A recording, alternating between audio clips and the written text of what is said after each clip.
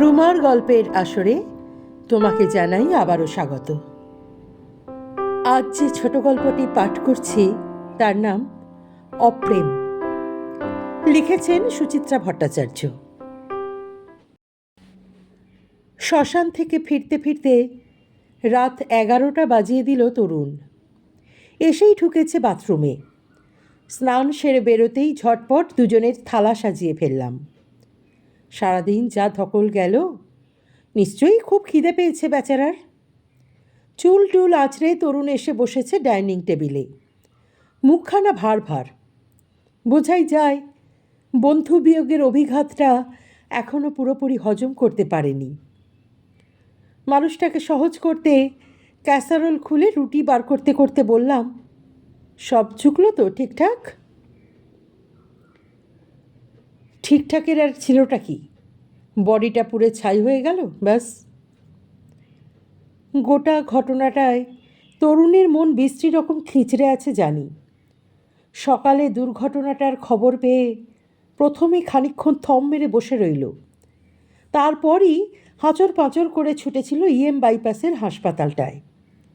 সেখান থেকে বডির পিছু পিছু মর্গ, পোস্টমর্টেম করাবার হ্যাপা সামলানো, অবশেষে শ্মশান যাত্রা। কোনোটাই তো সুখকর কাজ নয়। কেওড়াতলা যাবার পথে ফোন করেছিল আমাকে। তখনও গলায় কি বিরক্তি! উফ! দিব্যটা মরেও শান্তি দিল না। কি জ্বালান জ্বালাচ্ছে! তখনকার সেই ঝাঁঝটা যেন মোছেনি গলা থেকে।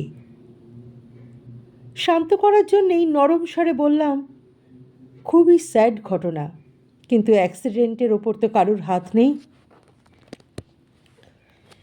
ফালতু বকো না, এ তো অ্যাক্সিডেন্ট নয়, সুইসাইড। রাজারহাটের ফাঁকা রাস্তায় কেউ ওইভাবে ধারে দাঁড়িয়ে থাকা রোড রোলারে গিয়ে ধাক্কা মারে? নিশ্চয়ই গাড়ি ব্রেক টেক ফেল করেছিল। বললেই হলো, ঝকঝকে নতুন গাড়ি, 1.5 মাসও হয়নি শোরুম থেকে বেরিয়েছে। তা হোক, যন্ত্রের কথা কিছু বলা যায়? ডিমের ঝোলের বাটিটা এগিয়ে দিলাম তরুণকে। চোখের কোণ দিয়ে তরুণকে দেখে নিয়ে বললাম, অবশ্য দিব্যদা ড্রিঙ্ক করেও চালাতে পারে। পারে না, তাই চালিয়েছে নির্ঘাত। আকণ্ঠ মাল না খেলে কেউ ওরকম দিকবিদিক জ্ঞানশূন্য হয়? তার উপর পাশে ওরকম একটা টকবগে মেয়ে মানুষ। গলাটা সামান্য চড়ে গিয়েছিল তরুণের। ঘাড় ঘুরিয়ে বাবাইয়ের ঘরটা দেখে নিল। ক্লাস 11 চলছে বাবাইয়ের। মাঝে মাঝে এই রাত 12টা অবধি জেগে পড়াশোনা করে ছেলে। এইসব অপ্রীতিকর প্রসঙ্গ তার কানে যাওয়া মোটেই বাঞ্ছনীয় নয়। আজ ঘরের আলো নিভে গেছে, শুয়ে পড়েছে বাবাই। স্বস্তি বোধ করলাম এবং কৌতূহলটাও চাগিয়ে উঠল। তরুণ অবশ্য আগেই আমায় ফোন করে জানিয়েছিল দিব্যদার সঙ্গিনীটির কথা। সে নাকি ছিল দিব্য চৌধুরীর লেটেস্ট প্রেমিকা। হ্যাঁ, সর্বশেষই। কারণ আর তো কারোর সঙ্গে প্রেম করার সুযোগ নেই। রুমাল বদলানোর মতো বান্ধবী বদলাতো দিব্যদা। হাতে তেমনটা না জুটলে ফুর্তি ফার্তার জন্যে ভাড়া করা রমণীতেও অরুচি ছিল না। এ তথ্য তরুণের পরিচিত মহলে কারোরই অবিদিত নয়। টাকা পয়সা, দামি দামি উপহার ঢালতেও কার্পণ্য করত না দিব্য চৌধুরী। শুধু এই মেয়েটারই কপাল খারাপ। বেহিসেবী প্রেমিকের পাল্লায় পড়ে সোজা চলে গেল পরপারে। রুটি ছিঁড়তে ছিঁড়তে জিজ্ঞেস করলাম, মেয়েটার বডি এসেছিল হাসপাতালে? কোথায় আর যাবে, মর্গ অবধি তো যুগলেই গেল। তারপর? তারপর আবার কি, মেয়েটার দিদি জামাইবাবু এসেছিল, তারা বডি নিয়ে চলে গেল। ছি ছি ছি, কী কেলেঙ্কারি! বলেই হঠাৎ একটা মুখ মনে পড়ে গেল। আরে, আসল মানুষটার খবরই তো নেওয়া হয়নি। প্রশ্নটা মুখ থেকে ছিটকে এলো। নিপার কি রিয়াকশন? খুব কান্নাকাটি করছে? জানি না, দেখা হয়নি। শুনলাম পাথরের মূর্তি হয়ে বসে আছে বাড়িতে। শ্মশানে আসেনি? না। শেষ দেখাটাও দেখতে এলো না? সে বরের মুখ দেখতেই আর রাজি নয়। দিব্যর এক দাদা এসেছিল শ্মশানে। তার মুখে শুনলাম নিপা নাকি অপমানে কালো হয়ে গেছে। কাল হাসপাতালে ছুটে গিয়ে যেই শুনেছে বরের সঙ্গে একটি মেয়ে মানুষও ছিল, অমনি শখ টক ভুলে একবারে অ্যাবাউট টার্ন করে সোজা বাড়ি। এবং বলে দিয়েছিল দিব্যর বডি যেন বাড়ির ত্রিসীমানায় আনা না হয়। ছেলেমেয়ের যদি দুশ্চরিত্র বাপকে দেখার প্রবল বাসনা জাগে, তারা যেন শ্মশানে গিয়ে স্বাদ মিটিয়ে আসে। ঠিক করেছে, বেশ করেছে। আমি হলেও তাই করতাম।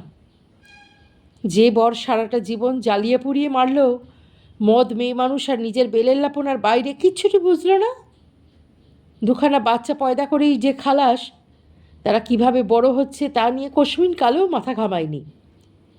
সংসারের একটি দায় দায়িত্ব পালন করেনি, এমনকি মরেও মুখে খাবলা করে চুনকালি মাখিয়ে দিয়ে গেল। তার জন্য শোকাতুরা হওয়া কি কোনো বউয়ের পক্ষে সম্ভব? সাজে কি তাকে? গোমরা মুখে বললাম, নিপা যে কেন আগেই ওই বরকে ত্যাগ দেয়নি? সবাই কি সব পারে? তাছাড়া কোন জোরে দেবে? চাকরি বাকরি করতো না, বাপের বাড়ির অবস্থাও ভালো নয়। ছেলে মেয়ে নিয়ে দুম করে সে যাবেই বা কোথায়? পড়ে পড়ে মার খাওয়াটাই ওর নিয়তি ছিল। তাও ভেতরে একটা জ্বালা তো ছিলই, মান অপমানের বোধটাও মরেনি। নইলে মৃত স্বামীর মুখদর্শন করবে না, এর সিদ্ধান্ত নেওয়া তো সহজ কথা নয়। নিপার বোধহয় দিব্যর জন্যে ঘেন্না ছাড়া আর কিছুই মনে অবশিষ্ট নেই। স্বাভাবিক, মেয়েরা দুঃখ দারিদ্র্য সব সহ্য করতে পারে, কিন্তু লম্পট স্বামী তার কাছে দুর্বিষহ। এমন বর কখনো বউয়ের ক্ষমা পায় না, পাওয়া উচিতও নয়। সে তো বটেই, কিন্তু নিপা বেচারার এখন যে কি হবে? গয়না বেচে ছেলেকে একটা প্রাইভেট ইঞ্জিনিয়ারিং কলেজে ভর্তি করেছিল। মেয়েটা সবেই ক্লাস 9, কি করে যে সব খরচাপাতি টানবে? ছেলে মেয়ে দুটোর মুখ শুকনো করে শ্মশানে বসেছিল, দেখে এত খারাপ লাগছিল। ওদের কথাও না ভেবে তুই কিনা রাজারহাটের রিসর্টে মজা লুটতে ছুটেছিলি। শ্মশানেই মনে হচ্ছিল দিব্যর ডেড বডিটাকেই জুতো পেটা করি। দিব্যদার জন্যে কষ্ট তো নয়, বরং বিরক্তি ঘৃণা ছাপিয়ে আমারও বড় রাগ হচ্ছিল। কি আজব কিসিমের চিজ, মরার পরেও যার উপর কোনো সহানুভূতি জাগে না। 2 দিন পর শ্রাদ্ধ ছিল। ইচ্ছা না থাকা সত্ত্বেও শ্মশান বন্ধু হিসাবে যেতে হলো তরুণকে। বাড়ি ফিরল গুম হয়ে, জামা ছাড়তে ছাড়তে গজগজ করছে। কোনো মানে হয়? কোনো মানে হয়? রান্নাঘরে যাচ্ছিলাম চা বসাতে, দাঁড়িয়ে পড়েছি। ঘুরে বললাম, কি বিড়বিড় করছো? কেন যে মরতে গেলাম দিব্যর বাড়ি, যে ভয়টা পাচ্ছিলাম সেটাই হলো। কি হয়েছে? নিপা ছ্যাঁচ্ছ্যাঁর করে 4টি কথা শোনালো। তোমাকে? শুধু আমাকে নয়, দিব্যর যে বন্ধুকে সামনে পেয়েছে তাকেই। তোমাদের অপরাধ? আমরা নাকি দিব্যর মতো আদ্যন্ত বখা লোককে অবিরাম প্রশ্রয় দিয়ে গেছি।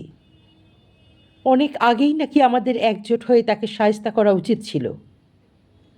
আমরা যদি তার সংসর্গ ত্যাগ করে তাকে একঘরে করে দিতাম, তাহলে দিব্যর চেতনা হলেও হতে পারত।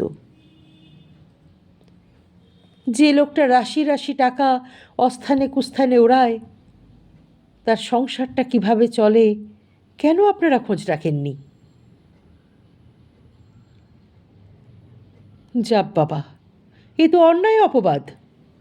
তরুণ তো কোনোদিনই দিব্যদার লাগাম ছাড়া জীবনকে সমর্থন করেনি। কোন বন্ধুই বা করত? প্রত্যেকেই শত সহস্রবার বুঝিয়েছে, রাশ টানতে চেয়েছে। কারোর কথায় কর্ণপাত করেছে দিব্যদা?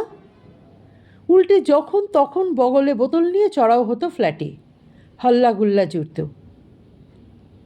আমি নিজেই তো কতবার বলেছি, উৎকট অভ্যেসগুলো এবার ছাড়ুন। এইভাবে চালালে নিপা আর আপনার ছেলে মেয়ে দুটো তো ভেসে যাবে। শুনে এমন একটা মুখভঙ্গি করত যেন নিপা তার কাছে স্রেফ একখানা পাপোশ, আর রনি তিন্নি নেহাতি আবর্জনা। পরের দিকে দিব্যদাকে দেখে এমন বিবমিশা জাগত, এলেই বেরিয়ে যেতাম বাড়ি থেকে। তাতেও যদি হুঁশ না হয়, তাকে আর কিভাবে সযুত করব আমরা? অপ্রসন্ন মুখে বললাম, তুমি চুপ করে শুনে গেলে। কি করব? আজকের সিচুয়েশনে কিছু বলা যায় নাকি? তাছাড়া বুঝতে তো পারছি ক্ষোভটা আসলে কার ওপর। দিব্যদা? অবশ্যই বরের ওপর অসম্ভব ক্ষেপে আছে নিপা। অপমানে দাউ দাউ করে জ্বলছে। ঘেন্নায় বিষিয়ে আছে বেচারার মনটা। তাই দিব্যর পরিচিত কাউকে সামনে পেলে ভেতরের ঝালটা ঠিকরে ঠিকরে আসছে। তরুণ বোধহয় ভুল বলেনি। অন্তরে জ্বালাপোড়া ছাড়াও তো একটা অসহায়তার আতঙ্কে ভুগছে নিপা। সামনে গভীর অন্ধকার, হয়তো অতল গিরিখাত। এক পা করে এগোতে গিয়ে কোথায় গিয়ে পড়বে কিছুই জানে না। এহেন দশায় মাথার ঠিক থাকে নাকি? না, দিব্যদার জন্যে কোনো শাস্তিই বোধহয় যথেষ্ট নয়। তবে সে তো এখন সাজা তিরস্কারেরও ওপারে। নিপার ঘেন্নাটুকুই নয় তার কপালে লেগে থাক চিরকাল। বছর 5-6 কেটে গেল দেখতে দেখতে। নিপার সঙ্গে আর তেমন যোগাযোগ নেই। মাঝে মধ্যে এদিক সেদিক থেকে হালকাভাবে পাই নিপার খবর। কসবার ভাড়া বাড়িটা ছেড়ে দিয়ে টালিগঞ্জের দিকে কোথায় যেন উঠে গেছে নিপারা। রনিকে ইঞ্জিনিয়ারিং কলেজ থেকে ছাড়ায়নি। পাশ টাশ করে সে একখানা চাকরি জুটিয়ে ফেলেছে। তিন্নিও নাকি ভালোভাবে হায়ার সেকেন্ডারি উতরে সায়েন্স নিয়ে পড়ছে। অর্থাৎ যতটা খারাপ অবস্থা হবে ভেবেছিলাম ততটা নয়। জলের তোরে ভেসে যায়নি, সাঁতরাচ্ছে। হঠাৎ একদিন নিপার সঙ্গে দেখা। নাকতলায় পিসিমাকে দেখতে গিয়েছিলাম। বেরিয়ে বাসের জন্য অপেক্ষা করছি। তখনই কে যেন কাছ থেকে নাম ধরে ডাকল। ঘুরে তাকাতেই দেখি নিপা। কাঁধে ভ্যানিটি ব্যাগ, হাতে প্লাস্টিকের প্যাকেট, হাসি হাসি মুখে এগিয়ে আসছে আমার দিকে। স্মিত মুখে জিজ্ঞেস করলাম, খবর কি তোমার? আছো কেমন? চলে যাচ্ছে? তোমরা তো আমাকে ভুলেই গেছো। গলায় সামান্য অনুযোগের সুর। তাড়াতাড়ি বললাম, না না, তা কেন? মাঝে মধ্যেই তোমায় নিয়ে কথা হয়। শুনেছি কসবা থেকে উঠে গেছো। তোমাদের নতুন বাড়িটা তো চিনি না। ইচ্ছে থাকলেই চেনা যায়। এখন তো আমি এ পাড়াতেই থাকি, কাছেই। এসো না, একবার ঘুরে যাবে। আহ্বানটা বেশ আন্তরিকই মনে হলো। একটু একটু কৌতূহলও জাগছিল, বিশেষত নিপাকে দেখে। চেহারায় মোটেই নুয়ে পড়া লড়ুয়ে মধ্যবয়সিনীর ছাপ নেই, বরং যেন ঝকঝক করছে। শেষ দেখেছিলাম দিব্যদা মারা যাওয়ার 3-4 মাস আগে, কার যেন একটা বাড়িতে কোনো একটা পারিবারিক অনুষ্ঠানে। তখন ভারী শীর্ণ দেখাচ্ছিল, গাল দুটো বসা বসা, বড় বড় চোখ দুখানার নিচে কালচে ছোপ। চেহারাটায় একটা দুঃখী দুঃখী ভাব। এখন গায়ে বেশ গতি লেগেছে, দিনহীন ভাবটাও মুছে গেছে। দিব্যি তরতাজা দেখাচ্ছে নিপাকে। এমন স্বচ্ছন্দ রূপে কি নিপাকে কোনোদিনও দেখব বলে আশা করিনি। তাই বুঝি টানছিল খুব। ফেরার তেমন তাড়া ছিল না বলেই চলেই গেলাম নিপার বাড়ি। অল্প একটু পথ পেরিয়ে ছিমছাম এক আবাসনের দোতলা। যেতে যেতে তরুণ আর বাবাইয়ের সমাচার জানল নিপা। কথায় কথায় বলল, রনি দুখানা চাকরি বদলে এখন এক বিদেশি ফার্মে যোগ দিয়ে গিয়েছে নয়ডায়। তিন্নি যাদবপুরে এমএসসি করছে। নিপাও একটা ছোট্ট বুটিক মতো খুলেছে। মনে মনে আন্দাজ করে নিলাম বিপন্নতার দিনগুলি পেরিয়ে এসেছে নিপা, তাই বুঝি এত জেল্লা ফুটেছে। নিপার ফ্ল্যাটে ঢুকেও বেশ নাড়া খেয়ে গেছি। তেমন একটা বড় নয়, দুটো মাত্র ছোট ছোট বেডরুম, বসার জায়গাটাও মাঝারি সাইজের, তবে ভারী যত্ন করে সাজানো। সোফা, শোকেস, ক্যাবিনেট সব তকতক করছে। নিপাদের কসবার বাড়িটা কেমন এলোমেলো থাকত, দেখেই মনে হতো লক্ষ্মী ছাড়ার সংসার। কিন্তু এই গৃহে একবার চোখ বোলালেই বোঝা যায় এখন অপার শান্তি বিরাজমান। দিব্যদা নেই বলেই কি সংসারে স্ত্রী ফিরল? এসেই নিপা চা করতে গিয়েছিল। ট্রেতে কাপ ডিশ সাজিয়ে ফিরল ড্রয়িং রুমে। আমি ইতিউতি তাকাচ্ছি দেখে হালকা স্বরে বলল, কেমন দেখছো আমার ফ্ল্যাট? চমৎকার। এটা কি ভাড়া? না গো, কিনেছি। ছেলে চাকরি পেয়েই মাকে কিনে দিল বুঝি? মুখের হাসি হাসি ভাবটা যেন দপ করে নিভে গেল নিপার। সামান্য মাথা নেড়ে বলল, হুম, তার ঢের আগেই। কথায় ভঙ্গিটার ধন্দ লাগলো কেমন। ভুরু কুঁচকে বললাম, তাই নাকি? কবে? ও মারা যাবার 8 মাস পরে। টাকা পেলে কোত্থেকে? বলতে গিয়েও কথাটা গিলে নিলাম। কৌতূহল যতই থাক, শোভনতার সীমা না ছাড়ানোই ভালো। চুপচাপ কাপ টানলাম, চুমুক দিচ্ছি চায়ে। কী বলে কথা শুরু করব ঠিক ভেবে পাচ্ছি না। নিপাই হঠাৎ বলে উঠল, খুব অবাক হয়েছে তাই না? নিশ্চয়ই ভাবছ নিপা টাকা পয়সা কোত্থেকে পেল। না না, ওসব ভাববো কেন? বলতে কি এই বিষম খাওয়ার জোগাড় কোনো ক্রমে সামলে নিয়েছি। ঢোক গিলে বললাম, নিশ্চয়ই তোমার সঞ্চয় টঞ্চয় ছিল, কিংবা তোমার বাপের বাড়ি হেল্প করেছে। দুটোর কোনোটাই নয়।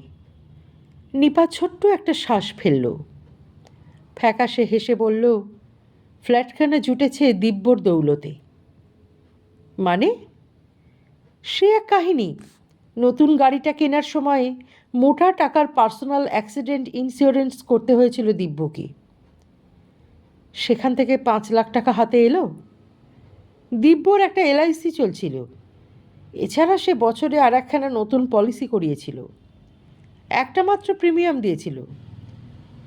2খানা পলিসি থেকে পেলাম আরও 4। 16 বছর চাকরি হয়েছিল দিব্যর। গ্র্যাচুইটি, প্রভিডেন্ট ফান্ড মিলিয়ে আরও প্রায় 5 লাখ মিলে গেল। আমার পিস্তুত ভাসুরের এক বন্ধু তখন এই ফ্ল্যাটটা বানাচ্ছিল। থোক টাকা পেল বলে অনেক কমে মাত্র 9 লাখ টাকায় আমায় দিয়ে দিল। তখন অবশ্য পুরো কাজ কমপ্লিট হয়নি। ঢোকার পর মেঝে মোজাইক করলো, দেওয়ালে প্লাস্টার পড়ল। রং করতে পেরেছি তারও ঢের পরে। দিব্যদা মারা গিয়ে নিপার তাহলে উপকারই হয়েছে। অন্তত মাথার ওপর একটা ছাদ তো পেয়েছে নিপা। সে বেঁচে থাকলে নিপার দুর্দশা বাড়ত বই কমতো না। তবে এ কথা তো বলা যায় না নিপাকে। শুধু জিজ্ঞেস করলাম, বুটিকটাও কি তখনই খুলেছ? না, বুটিক তো হয়েছে বছরখানেক। তখন বাকি টাকা ফিক্সড করে দিয়েছিলাম ব্যাংকে। সুদের পয়সায় রনির পড়াশোনাটা কোনো রকমে চলত। দেশে দিব্যর ভাগে কিছু জমি জমা ছিল, সেগুলোও তখন বেচে দিয়েছিলাম। ওই টাকার একটা অংশ দিয়ে শাড়ির ব্যবসা শুরু করলাম। এই ফ্ল্যাটেই। ফুলিয়া শান্তিপুরের কিছু তাঁতির সঙ্গে যোগাযোগ হয়েছিল, তারাই এসে শাড়ি দিয়ে যেত, আমি ইনস্টলমেন্টে বেচতাম। কপাল ভালো, ব্যবসাটা ধরে গেল। এদিকে ইঞ্জিনিয়ারিং পাশ করে ছেলেও দাঁড়িয়ে গেল। আর তোমারও সব বিপদের অবসান। অস্ফুটে শব্দটা উচ্চারণ করে মাথা নামিয়েছে নিপা। ভাবছে কি যেন। নতমুখেই বলল, তবে তোমায় সত্যি বলতে দ্বিধা নেই। যেমনটা ভয় পেয়েছিলাম তেমন সাংঘাতিক বিপদে আমায় পড়তে হয়নি। সে লোকটা না থেকেও আমার অনেক মুশকিল আসান করে দিয়েছে। উচ্ছ্বাসহীন নিপার স্বর নেহাতি শুকনো শুকনো ঠেকল। দিব্যদারই গুণ গাইছে, কিন্তু অভিব্যক্তি এত নিষ্প্রাণ কেন? কৌতুকের সুরে বললাম, দিব্যদার ওপর তোমার সেই রাগটাগুলো আর নেই তো? ঝট করে মুখ তুলেছে নিপা। খড়ো চোখে বলল, কেন? বারে, তুমি যে বললে দিব্যদার জোরেই তো ফের তোমরা। থামো। সে কি সজ্ঞানে আমাদের ভালো করেছে, মঙ্গল চেয়েছে? গাড়ি কিনেছিল নিজের বিলাসিতার জন্যে, প্রমোদের জন্যে। মরে গিয়ে আমাদের টাকা পাইয়ে দেবে বলে নয়। যার সঙ্গে ফুর্তি করতে গিয়ে মরল, তার দাদার কাছ থেকে এলআইসির দ্বিতীয় পলিসিটা করিয়েছিল। বোনের সঙ্গে আশনাই করার ঘুষ। অফিস থেকে বেশ কটা টাকা জুটেছিল বটে, কিন্তু সে জ্যান্ত থাকতে কটা টাকা আসতো ঘরে? সর্বস্ব তো ওরা তো বান্ধবীদের পিছনে, আর গিলতো। কিভাবে ছেলে মেয়েদের মুখে দুবেলা দুমুঠো অন্ন জোগাবো সেই চিন্তায় চুল ছিঁড়তে হতো আমাকে। পয়সা চাইলে কি অপমানটাই না করতো লোকটা। সেই কালো দিনগুলো আমি ভুলে যাব এত সহজে? একটানা কথাগুলো বলে অল্প অল্প হাঁপাচ্ছে নিপা। একটু দম নিয়ে বলল, সবচেয়ে বড় কথা কি জানো? বেঁচে থেকে সে তো আমাকে এক দণ্ডও শান্তি দেয়নি, মরেও আমায় রেহাই দিল না। কি বলছো তুমি নিপা? এখন দিব্যদা তোমার কি করলো? সব থেকে বড় সর্বনাশটা করেছে। রনি তিন্নিকে আমার কাছ থেকে কেড়ে নিয়েছে। মানে? তাদের চোখে বাবার দোষগুলো আর দোষ নয়। বাবার অন্যায়গুলোকে অন্যায় বলে মনে হয় না। তার নোংরা কাজগুলোকে তারা আর অপকর্ম বলে ভাবেই না। রনি তো অবলীলায় বলে, বাবার মতো প্রাণবন্ত মানুষের দু চারটে মাইনর ভাইস থাকতেই পারে। আর বাবার উত্তম জীবনযাপনকে তিন্নির তো দারুণ রোম্যান্টিক বলে মনে হয়। বাবার সামান্য সমালোচনা করলে ভাই বোন একসঙ্গে ঝাঁপিয়ে আসে। তাদের কাছে বাবা এমনই এক অতিমানব যে কিনা জীবনের অন্তিম ক্ষণ পর্যন্ত চূড়ান্ত বোহেমিয়ানিজম করেও মরার পরে প্রায় জাদু বলে ছেলে মেয়েদের ভবিষ্যৎ করে দেয়, সংসারটাকে রক্ষা করে। আমি যে তাদের জন্যে কত যুদ্ধ করলাম সেটা তারা ভাবেই না। নিপা, তুমি বোধহয় একটু ওভার রিয়াক্ট করছো। রনি তিন্নি তোমায় নিশ্চয় ফিল করে। তাছাড়া বাবা যেমনই হোক, তার উপর ছেলে মেয়ের এরকম শ্রদ্ধা না থাকা কি ভালো? কি জানি।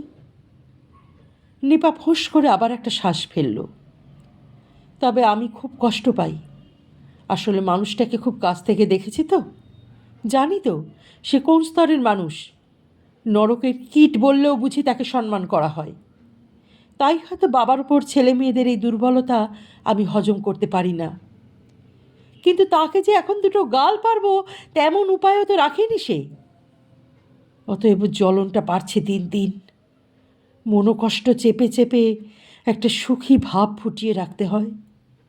এ যে কী যন্ত্রণার। নিপা থেমেছে। মিনিটখানেক স্থির বসে থেকে কাপ ডিশগুলো তুলে নিল ট্রেতে। ধীর পায়ে যাচ্ছে রান্নাঘরে। সেদিকে তাকিয়ে তাকিয়ে থাকতে হঠাৎই মনে হলো, নিপা মানসিকভাবে অসুস্থ হয়ে পড়েনি তো? দিব্যদাকে হয়তো এতটাই ভালোবাসতো যে তার মৃত্যুটাকে মন থেকে আজও মানতে পারেনি। এখনকার রাগ বিতৃষ্ণা কি সেই ভালোবাসারই বিকৃত বহিঃপ্রকাশ? নইলে যে মানুষটা কবেই ভোকাট্টা হয়ে গেছে তার সম্পর্কে কোনো বউ এই ধরনের কটূক্তি করতে পারে?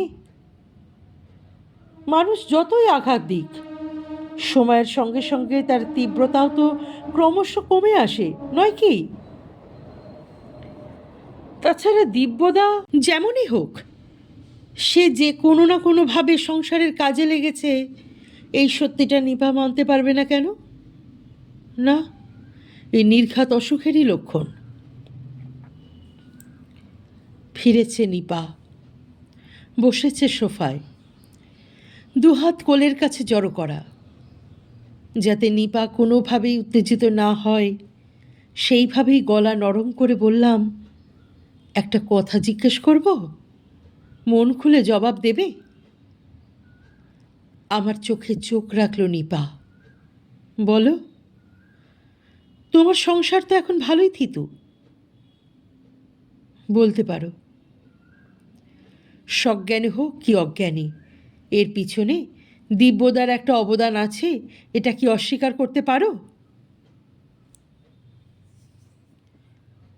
নিপা চোখের পাতা নড়ল সামান্য। না, পারি না। সে মরে গিয়ে খেয়ে পড়ে বেঁচে আছি, নিজের পায়ে দাঁড়াতে পেরেছি। লোকে বলে আমার শরীর স্বাস্থ্যও নাকি ফিরে গেছে। তাহলে কি? তাহলে যেগুলো বললে তার জন্যে কি মরা মানুষটা একটু কৃতজ্ঞতা দাবি করতে পারে না? পারে বই কি, অবশ্যই পারে। নিপার চোখ দপ করে জ্বলে উঠল। পরক্ষণেই মণি দুটো ফের নিস্পৃহ, যেন আমাকে নয় নিজেকেই শোনাচ্ছে। অমন স্বরে বলল, যাকে কেউ সবচেয়ে বেশি ঘেন্না করে তারই কৃতজ্ঞতার ভার বয়ে চলা যে কি দুঃসহ। তবে এটাই আমার নিয়তি, বোঝাটা বইতেই থাকব, আমৃত্যু। নিপার কথাগুলো টুকরো টুকরো হাহাকার হয়ে ছড়িয়ে যাচ্ছে বাতাসে। এক দৃষ্টে দেখছি নিপাকে। এবার যেন একটু একটু পড়তে পারছি দিব্যদার বউটাকে, অথবা একেবারেই পারছি না।